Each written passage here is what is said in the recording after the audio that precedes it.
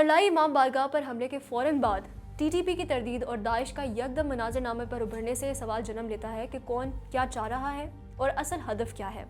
अगर ISPP या ISKP के इस्लामाबाद पर हमले की मंतक को देखा जाए तो ये बज़ाहिर कमज़ोर नज़र आती है। दारुल हुकूमत में एक बड़े हमले का फौरी नतीजा ये निकलता है कि पाकिस्तान की तवज्जो अफगानिस्तान पर दबाव डालने, सरहद पार महफूज पनाह गाँव और अफगानिस्तान तालिबात के साथ कशीदा ताल्लुकात की बजाय अंदरूनी सिक्योरिटी पर मरकूज हो जाती है। अगर वाकई ISKP इस हमले में मुलव्विस हो तो ये इक़दाम बिलवास्ता तौर पर अफगान तालिबान के लिए रिलीफ का बाइस बनता है, क्योंकि पाकिस्तान अफगान तालिबान कशीदगी पस मंज़र में चली जाती है और रियासती और सफारती फोकस अफगान मसले से हटकर इस्लामिक स्टेट के ख़तरे पर मुंतकिल हो जाता है। क्लासिक स्ट्रेटेजिक मंतक के मुताबिक इस सूरत हाल में ISKP का फ़ायदा महदूद जबकि अफगान तालिबान का फ़ायदा निस्बतन ज़्यादा बनता है, जो इस हमले के पस पर्दा मुहरकात पर सवाल उठाता है। ISPP ने इस हमले को शाम में ज़ेबियून और फातमियून के मुबैना कार्रवाइयों के बदले के तौर पर पेश करके एक मुकामी वाक़े को आलमी जहादी बयानी से जोड़ने की कोशिश की है।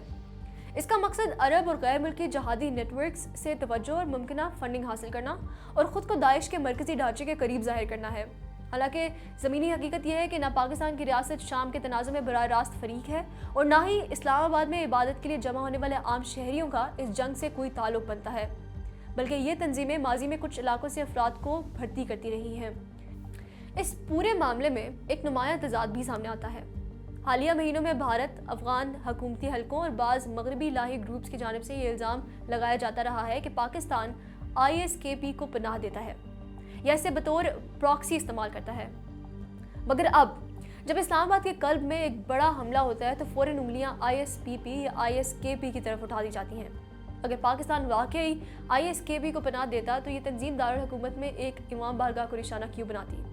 ये तजाद इस बात की निशानदेही करता है कि ISKP का लेबल अक्सर हालात और सियासी ज़रूरत के मुताबिक इस्तेमाल किया जाता है, जबकि असल सवाल पस मंज़र में चला जाता है कि इस हमले से फ़ायदा किसको पहुँचा।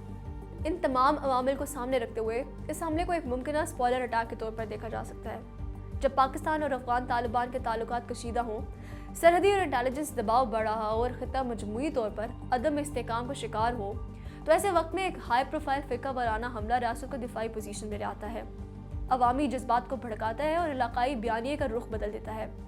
ऐसे हमले अमूमन किसी तीसरे ऐसे अंसर के मफाद में जाते हैं जो नहीं चाहता कि मौजूदा तनाज़ात किसी वाज़िह सिमत में आगे बढ़े। आखिरकार ये कहना बेजाना होगा कि इस्लामाबाद में इमाम बारगाह पर होने वाला यह हमला महज ISPP या ISKP बमुकाबला पाकिस्तान का मामला नहीं, ये बैक वक्त पाकिस्तान की दाखिली हम आहंगी, फ़िरका वाराना अमन और इलाकाई सफारती पोजीशन पर एक जामिया वार है।